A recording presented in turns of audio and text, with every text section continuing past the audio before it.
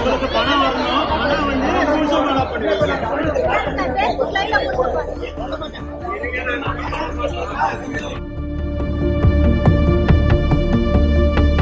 கோவையில் உள்ள frozen mall INOX திரையரங்கில் நடிகர் ரஜினிகாந்த் நடித்த கூலி திரைப்படத்தை காண குழந்தைகளுடன் வந்த ரசிகர்களுக்கு அனுமதி மறுக்கப்பட்டதால் திரையரங்கில் பரபரப்பு ஏற்பட்டுள்ளது. உங்களுக்கு பணம் வரணும். ஆனா ரூல்ஸும் ஃபாலோ பண்ணுவீங்க.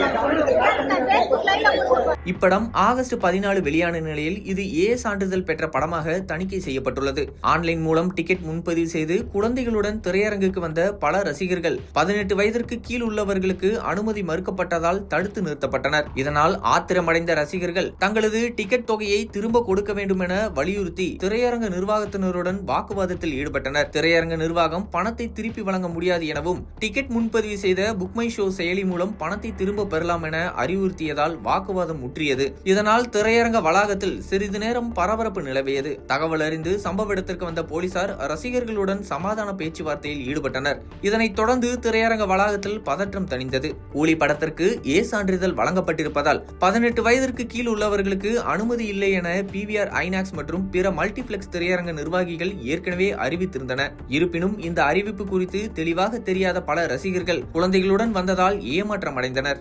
இந்த சம்பவம் குறித்து ரசிகர்கள் சமூக வலைதளங்களில் தங்கள் அதிருப்தியை வெளிப்படுத்தி வருகின்றனர்.